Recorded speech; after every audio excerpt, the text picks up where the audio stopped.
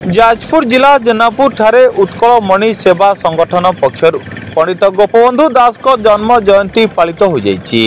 जेनापुर लग बजार ठारे 2011 मसीहारू कार्य करुथुबा संगठन এই कार्यक्रम को आयोजित करितला। सभार उत्कल मणि को प्रतिमूर्ति रे माल्यार्पण करा सहित प्रदीप प्रज्वलन करी सभा कार्य आरंभ होइतिला। आखपाख अंचल रे थिबा विद्यालयर छात्र छात्री मानकु नै वक्तृता एवं क्विज प्रतियोगिता अनुष्ठित होइतिला।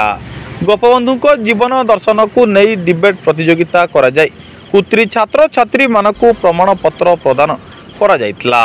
एही अवसर रे मुख्य अतिथि भावे समाजसेवी प्रफुल्ल कुमार दास जोगदेई पंडित गोपबंधु जेनापुर को किभली भावे भल पाउतले तांको कविता संकलन तार उदाहरण बोली कहिथिले। अटकिला रेल जेनापुर रे आसी अति आपणार जेनापुरवासी बोली लेखि से जेनापुर को राज्य तथा देश में परिचित कराइथिबा वक्ता माने मत व्यक्त करथिले। पिलामानक मध्यरे गोपबंधु चेतना जागृत करिबा पई तांको आत्मजीवनीर अनेक कथा अवतरणा करी तांको नीति आदर्श एवं सेवा मनोभाव रे अनुप्राणित हेबाकू प्रवर्ताइथिले। गोपबंधुक परी आजिर युवपीढ़ी जदि हुअंती तेबे समाज श्रृंखलित हेबा सहित शांति और सौहार्दपूर्ण वातावरण सृष्टि होई पारंता बोली मत प्रकाश पाइथिला। नृत्य गीतर प्रतियोगिता सहित सांबादिक बसंत नायक किशोर राउत अशोक दास विनय जेनामणि सहित किसी समाजसेवी संगठन और समाजसेवी को उत्तरीय और पुष्पगुच्छ दे संबर्धित करा। अन्न छत्र और वस्त्र दान करा दरिद्र नारायण को सेवा करा। समाजसेवी अजय कुमार दास अवसर प्राप्त प्रधान शिक्षक चंद्रशेखर स्वाई वरिष्ठ समाजसेवी पद्मनाभ शतपथी ब्रजकिशोर सामल चित्तरंजन सामल प्रमोद कुमार मल्लिक अनुष्ठान सभापति लोकनाथ पुरी रघुनाथ शतपथी प्रमुख मंचासीन अतिथि माने पंडितों सेवा मनोवृत्तिर पटांतर नथिबा कहिसंती।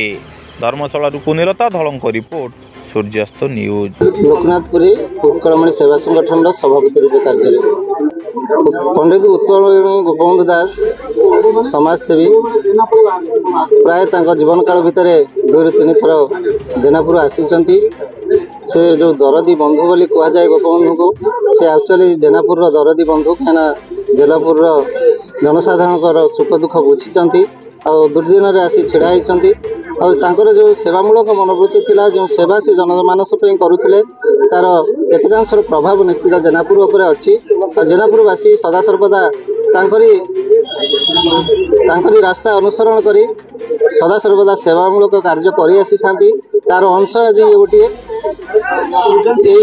जन्मतिथि आमने वृक्षारोपण कार्यक्रम करूँ और युवपीढ़ी जो पिला माने सेमानक पाखरे वार्ता पहुँचेबा उत्कलमणि गोपबंधु दास जीवन काल भितर कौन करिसेंती ताद्वारा किसी जदि पिला प्रभावित होई जनमानसर सेवा करती आगामी दिन में निश्चित समस्त भितर गोटे सुंदर आत्मीयता सृष्टि हम। कुमार दास मो घर जेनापुर मुझे गर्वर सहित कहीपरि जे आम डेरी गोपबंधु को उपयुक्त सम्मान दे पार्छु। जेनापुरवासी हिसाब से आम जेनापुर अंचल जिते बुद्धिजीवी जिते सम्मानीय व्यक्ति जिते बुद्धिजीवी जिते वरिष्ठ नागरिक जिते पिला माने समस्ते 2011 मसीह आम मानक चेष्टा गोपबंधुंकर प्रतिमूर्ति उन्मोचन करी तांकर जन्मदिन और श्राद्ध दिवस 2 दिन पालन कर आसुँ।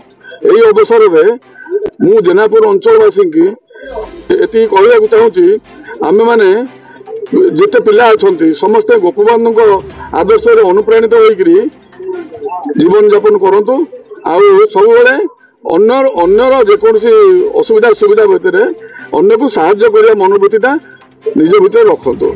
कुमार दास मो घर जेनापुर मुझे गर्वर सहित कहीपरि जे आम डेरी गोपबंधु को उपयुक्त सम्मान दे पार्छु। जेनापुरवासी हिसाब से आम जेनापुर अंचल जिते बुद्धिजीवी जिते सम्मानीय व्यक्ति जिते बुद्धिजीवी जिते वरिष्ठ नागरिक जिते पिला माने समस्ते 2011 मसीह आम मानक चेष्टा गोपबंधुंकर प्रतिमूर्ति उन्मोचन करी तांकर जन्मदिन और श्राद्ध दिवस 2 दिन पालन कर आसुँ।